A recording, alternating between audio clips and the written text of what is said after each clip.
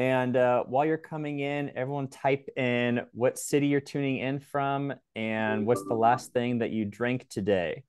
All right, so go ahead and type in where you're tuning in from and the last thing you drink. Hopefully it's water. I got lots of water lined up here, but if you're having a rough day, I don't blame you. So it's okay if you're drinking something else. So feel free to put in the chat.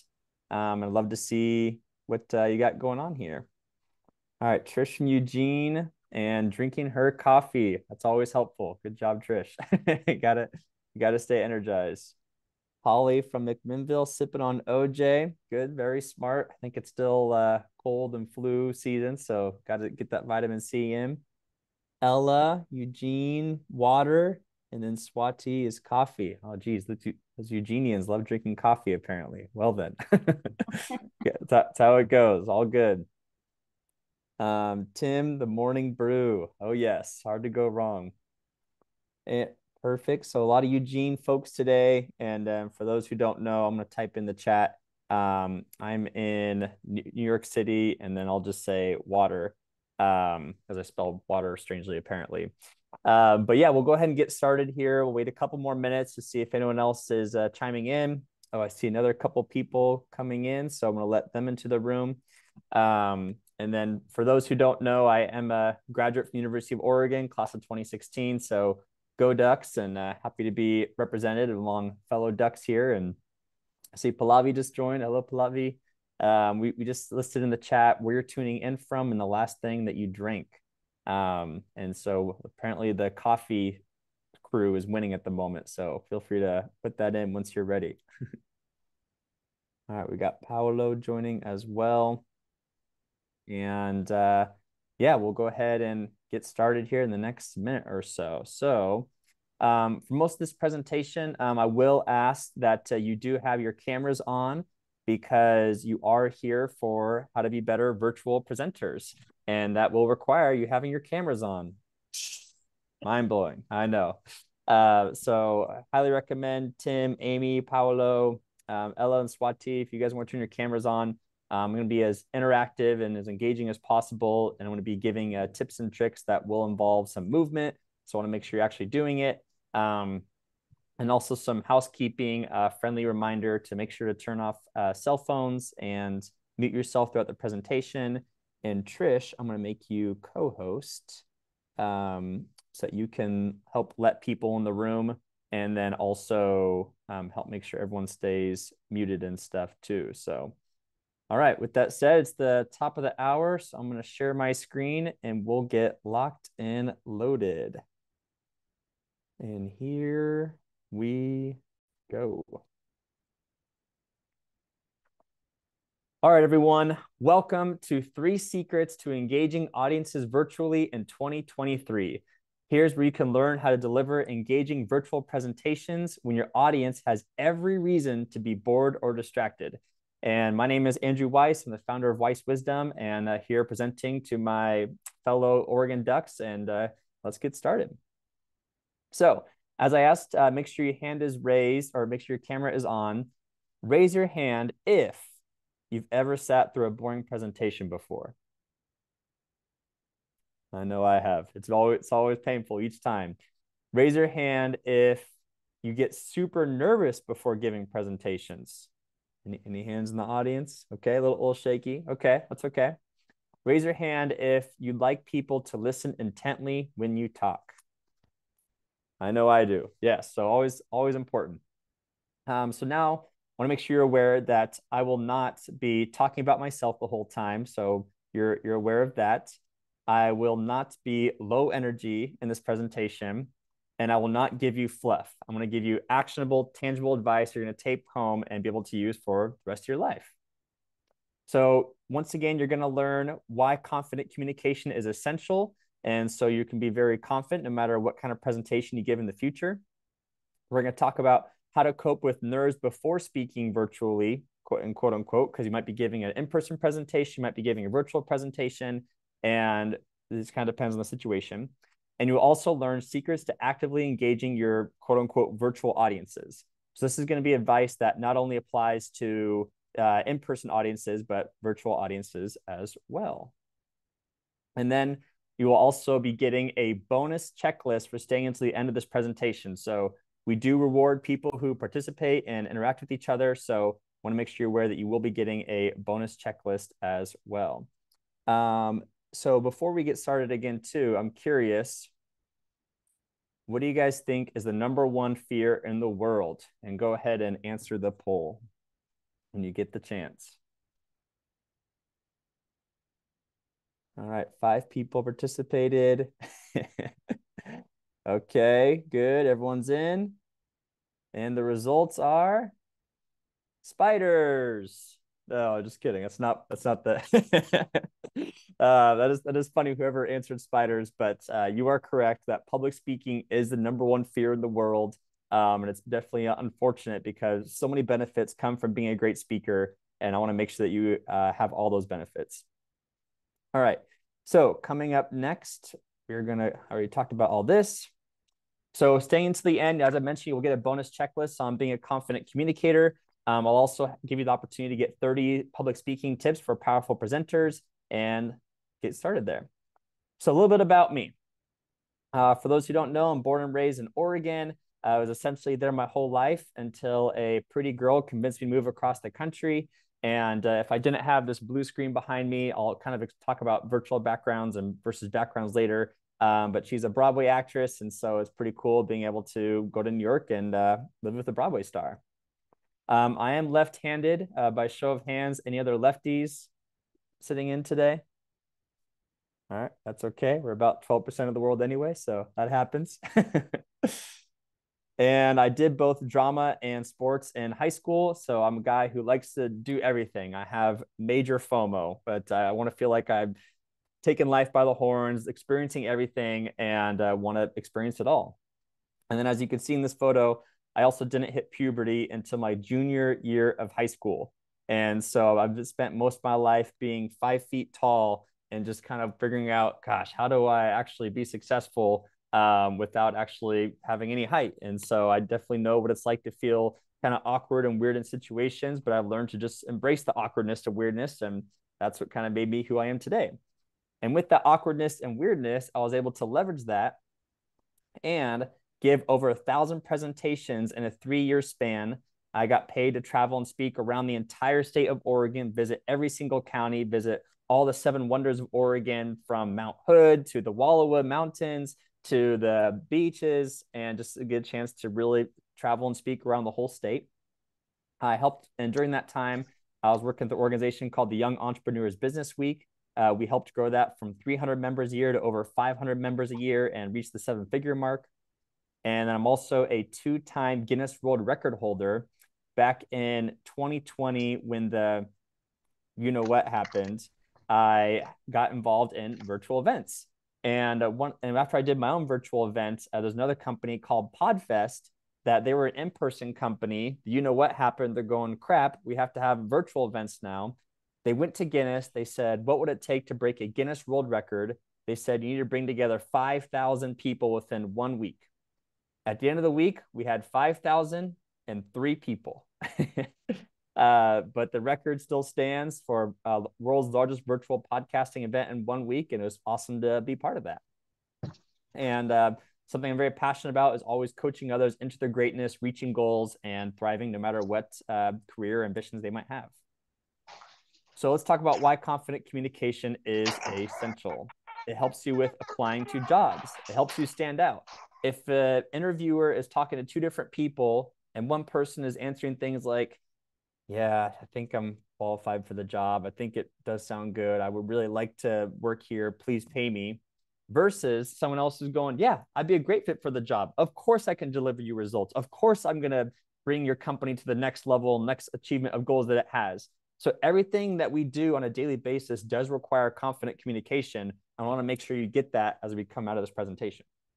You also get paid more money because if you never ask, the answer is always no. And as we know, as the #1 fear in the world, being public speaking, it is in our favor. It's in our benefit to actually give presentations, to be talking to others all the time, and being okay asking for more money, knowing your value and knowing your worth to do that. Okay, so let's talk about how and why people have presentation nerves. So the reason I like this photo is because for thousands and thousands of years, we lived in tribes. And the only way to survive was by being in that tribe. And essentially, what would happen is that if the whole tribe was looking at you, kind of like this girl looking through the blinds, going, "Ooh, what's going on?" it means you did something wrong.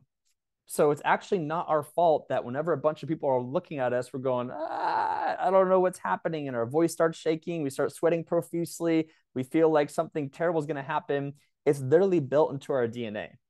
But once we understand, oh, wait, it's the 21st century now. It's okay to talk to a lot of people at once. It's okay if a lot of people are looking at us most of the time. And to understand that we've evolved, we're smarter, bigger, faster, stronger now. And it's okay to still be okay with people looking at us. So kind of understanding the history of why we're afraid in the first place, kind of like the quote that the greatest trick the devil ever pulled was making the world believe he didn't exist. If you don't know what's causing that fear in the first place, it's hard to address it. So that's why I wanted to bring that up. Another thing about presentation nerves is understanding a thing called neuroplasticity. Neuroplasticity is essentially our brain over time being understand that skill sets can change and skill sets can evolve.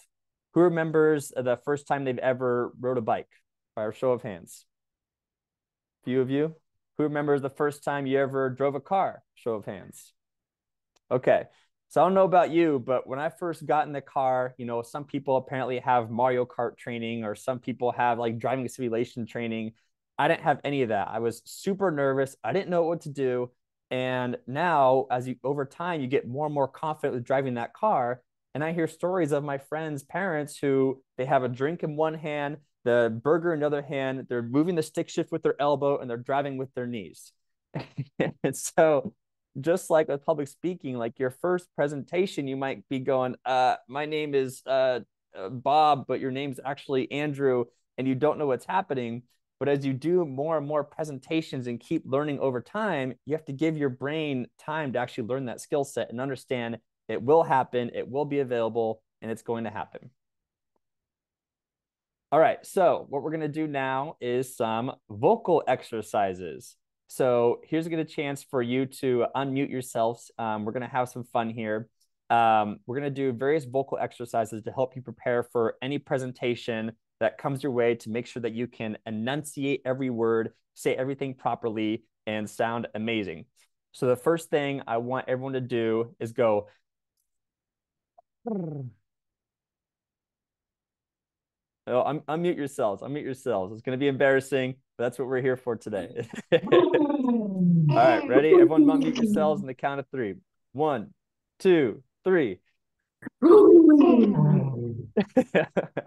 All right, good job. All right, now still saying I'm muted. I want you to go la, la, la, la, la. La, la, la, la, la, la. Yeah, there you go. And then we're going to do more of a B sound. So on the count of 3, we're going to go B, B, B. All right. 1, 2, 3. B, B, B, B, B. All right, good job. And then the final one, this one's called the siren. And this was coined by Julian Treasure. He's given 2 separate, not just TEDx talks, but TED Talks on communications. And you're essentially going to go, oh. Oh, so it's kind of like a roller coaster of like really high to really low. All right, ready? 1, 2, 3.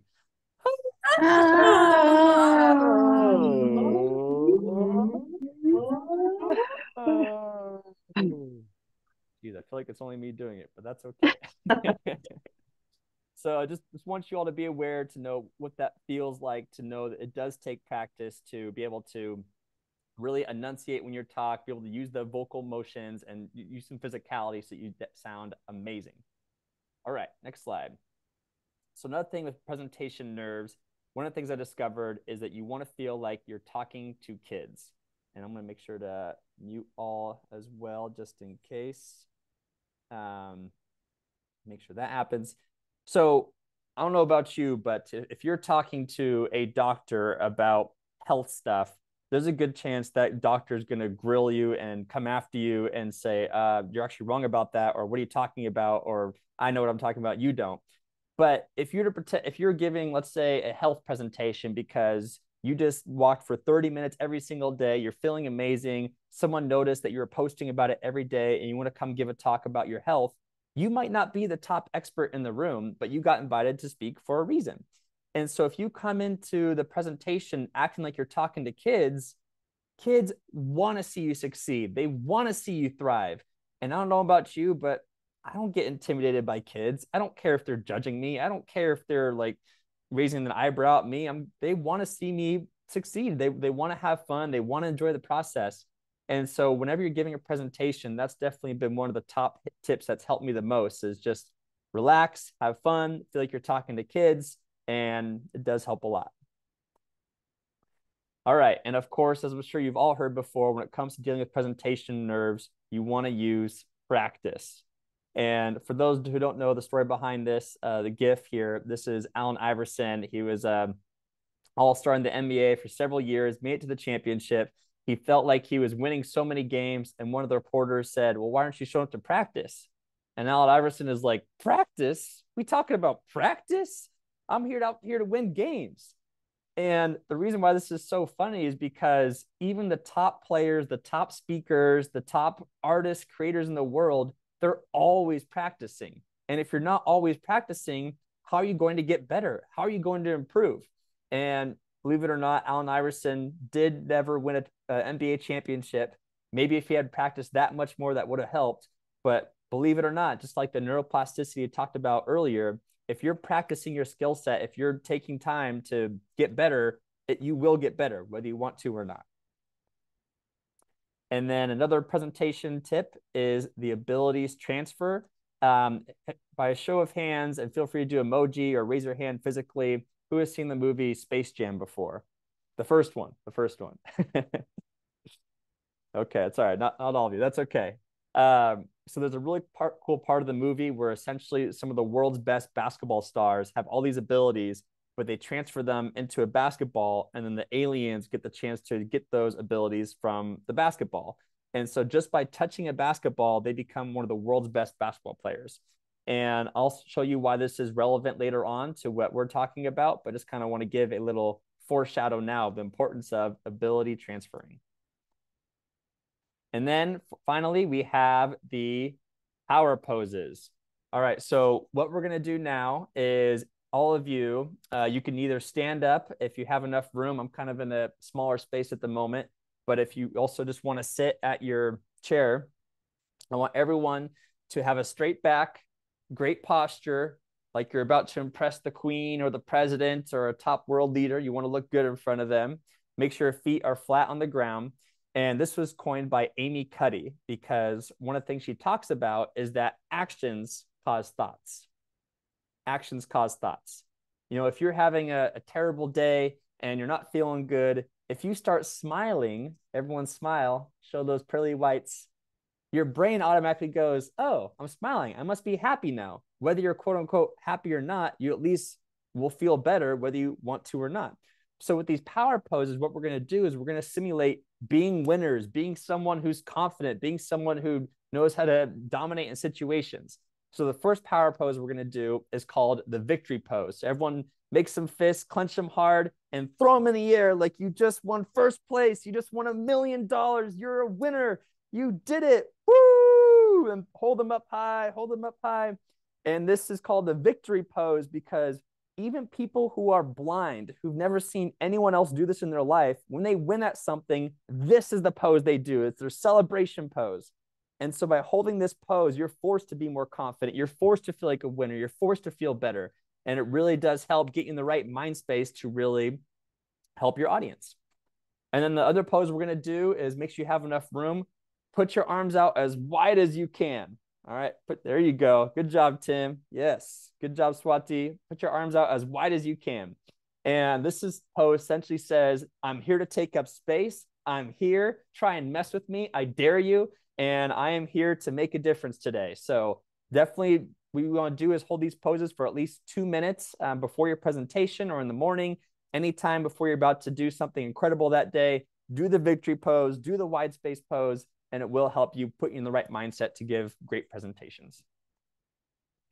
All right, and then this is a funny one because what we're gonna do, So as we've been on Zoom for a while, we all know that there are people who are typical Zoomies as far as what the typical Zoom presentation looks like.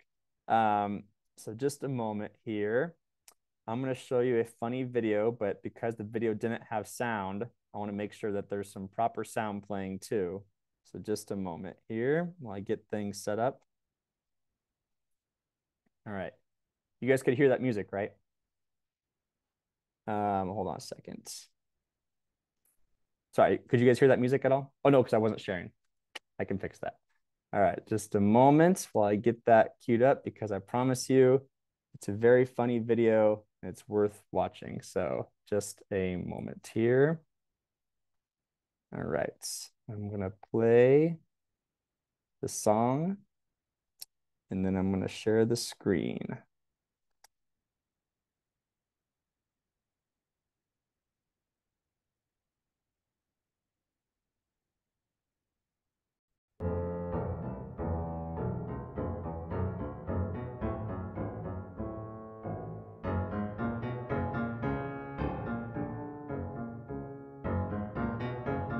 Can you guys hear the song? Okay, good.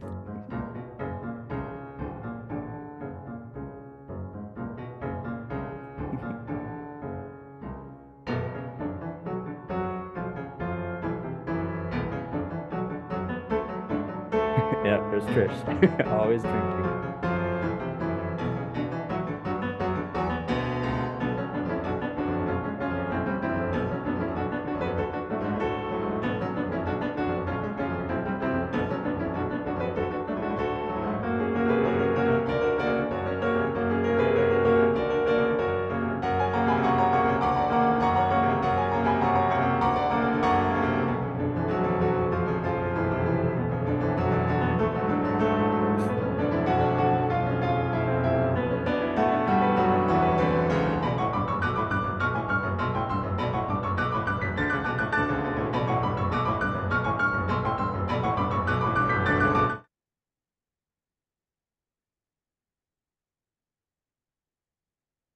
All right, so I just wanted to show that video for a couple of reasons. A, of course, it's very funny, but also because some of the things he did in there when he was like the person at the bottom of the video or the person with the pets, like if you're giving a great presentation, you want to make sure you show up visually in a great way. And of course, I'll get into that later on.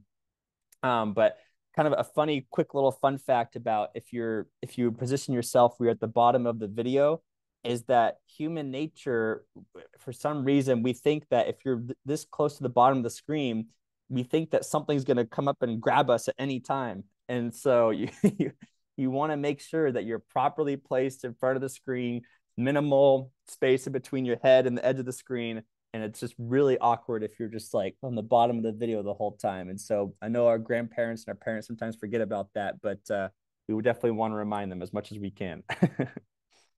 All right, so congratulations so far on making it through the how to give over presentation moves, presentation nerves, talking about why confident communication is essential. And now we're going to get into the 3 secrets of virtual presentation excellence. And I'm going to catch up on the chat really quick to make sure I'm not missing anything. Yeah, Trish says the office neighbor saying, "What are you doing?" I'm glad you're having fun, Trish. Tim says you do the vocal exercise in the choir to warm up. See, I'm not crazy, Tim. I do know what I'm talking about a little bit. Let's see here. Oh, Amy doesn't have video. How convenient, Amy. Huh, very curious. Let's see here. Tim says, are you gonna be self-conscious every time you take a sip now? Yeah, I mean, after watching that video, it was always the Zoom stereotype. So that's how it goes. All right, let's get into the 3 secrets of virtual presentation excellence. So the 3 secrets I like to call are the 3 E's. First E is equipment. Make sure you have amazing equipment. Second E is emotions. You want to engage the emotions of your audience as much as possible whenever you get the chance, because at the end of the day, emotions are what matter the most. And then the third E is energy. Okay, so bring the energy, bring the passion. If they don't care, if you don't care about your topic, why should your audience? So we'll get into that pretty soon here. All right, so for equipment, as you can see, even Homer cares about and the importance of having great equipment. You got to look good to feel good, and you got to look good to your audience. So my equipment just for today, I made sure to have a ring light behind my camera so that I can still look good. I don't have to rely on any natural light. There's no conflicting shadows everywhere. Highly recommend getting a ring light. They're about, I think, $12 on Amazon at the moment. Definitely a game changer when it comes to you looking fantastic on the screen. You want to be mindful of camera angle and background imagery. As I mentioned, don't be the awkward person at the bottom of the screen or like awkwardly off to the side, like you're giving some kind of interview. Just be in the center. Of course, if you have reason to like move around a lot, do that. So for my imagery today, I have a blue screen. Sometimes I have a virtual background, and I'm just going to show you what that looks like really quick because I want you to see that backgrounds like this can exist. So most of the time, whenever I'm talking or in the Zoom room, I have this virtual background. And some people, and the reason I chose this background is because I looked up high definition virtual background that you can use for Zoom. And people actually think this is my real background sometimes. And it's kind of good because it makes me look like I'm organized and have and know what I'm talking about all the time. But so if you're going to choose a virtual background, make sure it looks professional. Some people have virtual backgrounds where if they're speaking at an event, they'll include a logo of the event itself to help stand out that way. I chose to take off my virtual background today because I knew I wanted to use my hands a lot. And as you can see, this kind of makes it look like I'm kind of have like an animated cartoon hands a little bit if you try and do the virtual background. But some people, they just want to show the regular house too with like bookshelves or something like that. So when it comes to virtual backgrounds, everything is situational. Use your best judgment, but just make sure that if you're going to have something distracting in your background, that you either acknowledge it or B, you have a reason for it to be distracting. Otherwise, remove it. And we'll, of course, get into that later on as well. And then make sure you have a high quality camera and microphone. So today I'm using headphones so that if anyone ever wants to listen in from the car, that they can hear me great, and also improves my microphone abilities. And then I have a 1080p Logitech camera because not all computers come with this kind of quality. And so you always want to make sure it goes back to look good, feel good, and high quality cameras, high quality microphones make a big difference. All right, now I want to show you something really cool. So this was a feature that Zoom just came out with. And before this feature, we had an app called Crisp. So what I'm going to do here is I'm going to show you how this feature works firsthand. All right, so check this out. Hold on just a moment here. Get things set up. Hold on a second.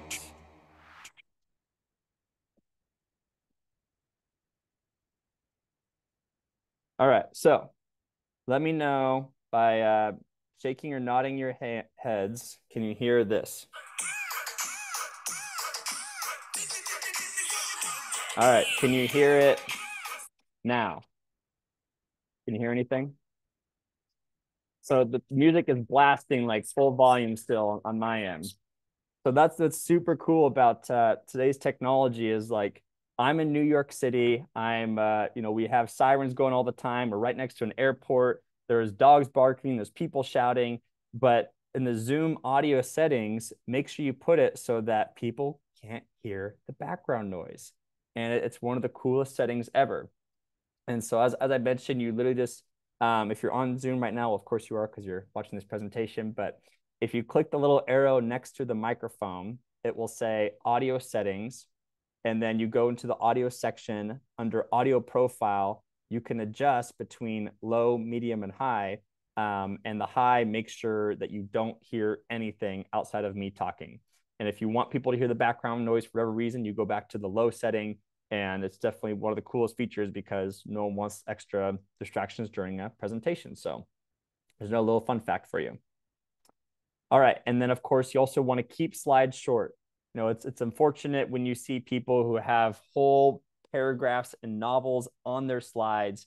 And so by making sure that you're keeping your slides short with quick bullet points, quick sentences, quick little images to drive the point home, people will pay attention much better and be able to sustain their attention much longer.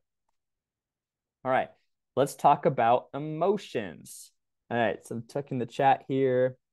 Holly says, my plant lady background. Oh, yes. It's hard to go wrong with having lots of plants. Holly, definitely you can put, makes sense as well. And then Trish says, that's my real at-home background looks like. That's kind of cool, Trish. Lucky you. All right. So getting into emotions. You want to work backwards from how you want the audience to feel and what you want the audience to do. Okay. So, Stephen Covey, as you might know his name, he wrote 7 Habits of Highly Effective People. He talks about how you want to begin with the end in mind. And so I know at the end of this presentation, I want everyone to be excited, to be motivated, to be pumped up, to say, I can give a presentation. I can do it in person, virtually, all the above. I got this. I want to have that excitement within themselves. I also want the audience to go, you know what?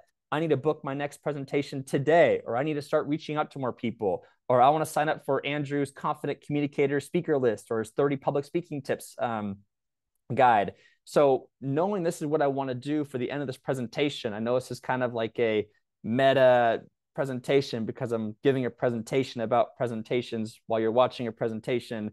It's kind of like so with that said, that's why I'm pausing right now, that this is something that's super important to keep in mind when you're presenting, is just the importance of knowing what the end result is you want it to be, and it makes it so much easier to work backwards from there. Okay, and now for the third E, we have energy. So let's talk about energetically engaging your audience. Make sure you interact with people in the room. In case you didn't notice, I've been making sure that people are raising their hands, they're typing in the chat, I'm acknowledging the chat, I'm acknowledging what people are doing, to be as interactive as possible. Because if people don't feel like they're being interacted with, they're like, why am I here? I can just be watching YouTube at home and sitting in my cozy pajamas with my cat on my lap. Like, give them a reason to actually show up live and be interactive. In in-person presentations, you'll want to move around the room more. You want to, give high fives to people. You want to tap people on the shoulder. Versus virtual presentations, you want to call people out by name. Trish, you're doing a great job moderating. Tim, I loved your feedback on the fact you use the vocal exercises for choir. So call people out by name, relate to them, and make sure you see them, and they will notice. You also want to do polls and quizzes. So in case you didn't notice, I did give you a poll earlier on of what's the top fear in the world. And by doing polls and quizzes, it once again keeps people engaged, keeps them interactive, and makes sure that they stay in tune throughout the whole presentation. And then, like I said before, bring the passionate energy. If you care about what you're talking about, so will your audience. Even if you're giving a presentation about the importance of watching paint dry, I think that's the standard, typical, boring presentation I could think of. If you get excited about it, I bet you could find reasons why other people should be excited about it too. All right, part 2 is that you want to have incentives for people to stay until the end. Just like at the beginning of this presentation, I said, hey, if you all stay until the end, I'll give you my Confident Communicator checklist. We'll also have an opportunity to get my 30 tips for powerful presenters. And that helps encourage people to go, okay, it's a reason to pay attention, stay till the end. And believe it or not, it works. You also want to work on tones and pauses, because you never know how often people are going to be listening in to each word and which ones they're not. Versus if you're using tones, you can control which words they hear the most. And when you take the pause and say, those 3 E's to secrets, or the 3 E's to secrets to virtually engaging your audience are equipment and emotions and energy, it forces the audience, no matter what kind of autopilot version they're in, to go, oh, what are those 3 E's? Oh, he's pausing. Something must be happening.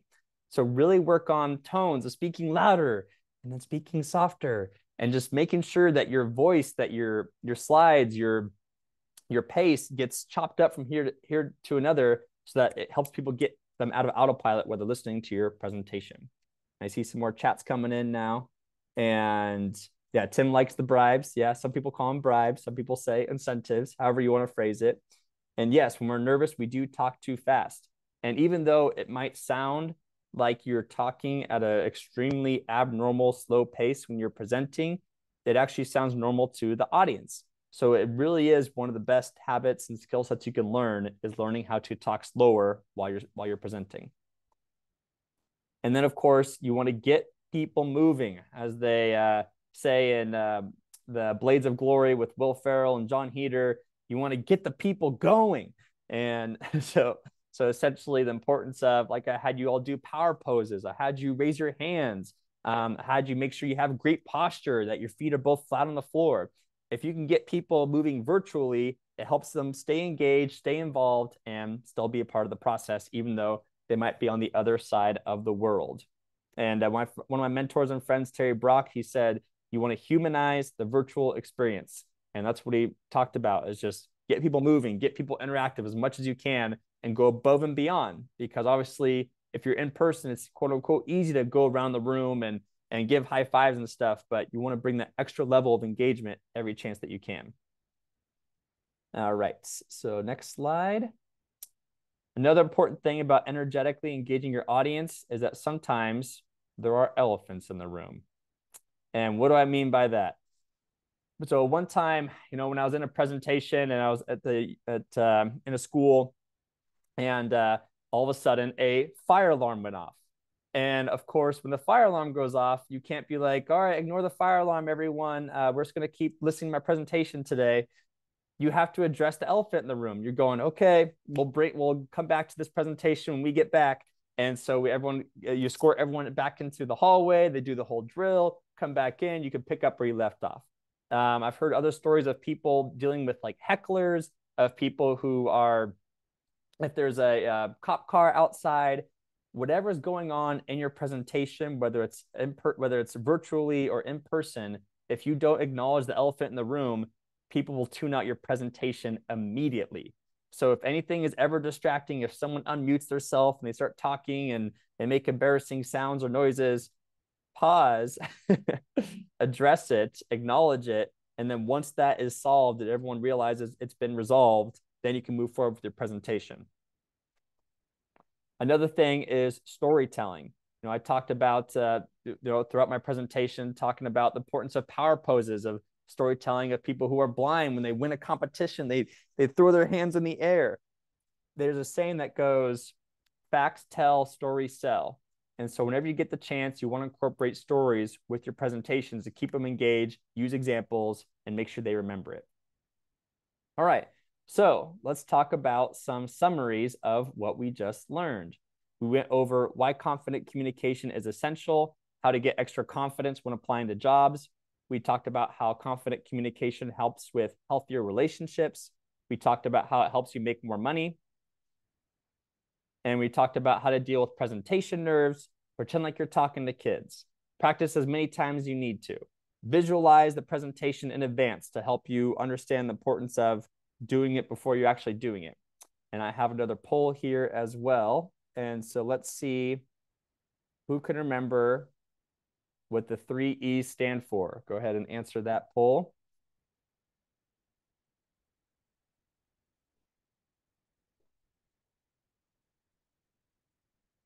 Six votes in. I think we have 1 or 2 more still waiting on. Give them about 10 more seconds. I know it's a tough one. We'll see if they can decide which one it is.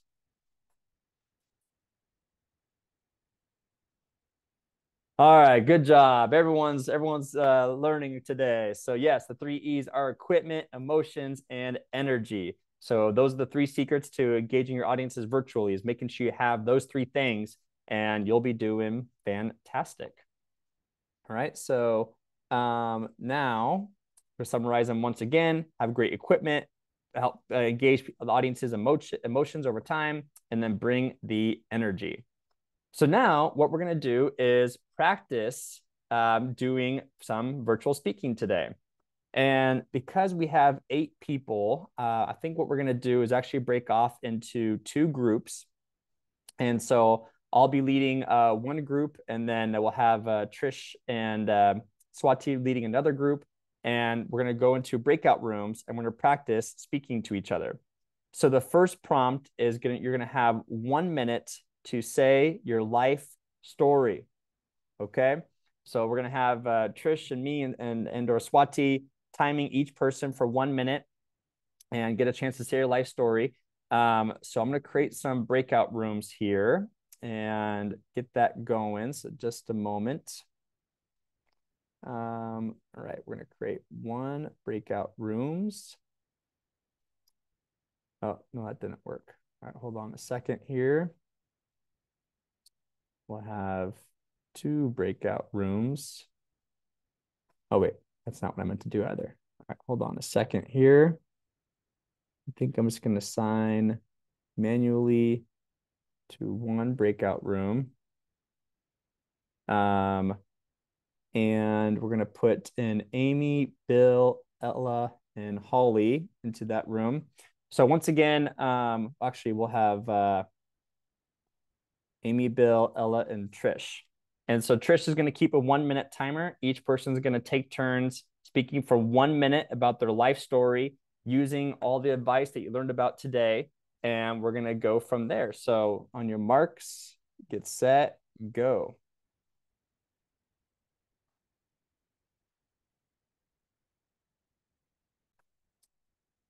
Yeah, at the end of the day, people just want to sound good and look good and have the tools that can help with that. And also for content creation too, like with Chat GPT and the new AI tools that are coming out, it's super cool how it can say, get what are 10 topics I can talk about this week to help people become better presenters, or what's an example of a great lesson plan that my students need to learn when it comes to XYZ.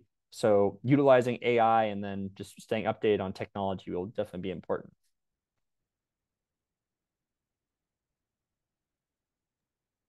I'm kind of curious about your experience with hybrid kind of things. So I feel like whenever I've been a part of hybrid things, the virtual audience tends to get forgotten. And so how do you kind of take some of the tips you've given today and like use them when you're in one of those situations? Yeah, that's a good question. So I've run a few hybrid events now, and the virtual audience kind of knows what they're signing up for, because obviously in person and virtual is completely different. So what I'd say is, the speaker can definitely do their best to give shout out to the virtual audience here and there. But what the speaker absolutely needs to do is have an assistant that's also virtual, interacting with everyone and seeing if there needs to be communicated any important questions or anything like that, because obviously as a speaker, it's very difficult to see any questions or comments that are coming in from the virtual audience. So if you are speaking to a hybrid group of people, definitely make sure you have an assistant and have some kind of communication going, that depending on how involved you want to be with the virtual audience, that the speaker has a helper to help with all that. Good idea. All right. Any other questions from Bill or Amy or Ella or Swati or Tim? Answered everything. That's okay too. All right. So thank you all for attending today. This is the best way to contact me and get in touch. Andrew@weisswisdom.com. You can also find me on social media at the Andrew J. Weiss. But in the meantime, I'm happy to connect with any of you and be able to be a resource for you in any way I can, as far as public speaking, giving interactive advice, and just making sure you have the tools, resources you need. So happy to stay in touch and reach out whenever you'd like. Thank you so much. This was super helpful. Thank you. Swati. Oh, and I guess as a final thing too, we should definitely do a group photo as well. So if Bill, if you want to come on camera again, I'd love to do a screenshot saying hello to everyone. So everyone wave at the camera and we'll do a group photo here. Wait for Bill. Oh, maybe not. Oh, one more time. All right, 3, 2, 1. All right, thank you, everyone. All right. So this has been fun. The way to contact me. And then Trish, thank you again for hosting. This has been awesome. I guess with that said, enjoy everyone's weekend. I'll see you all later. Thank you again, Andrew. No problem.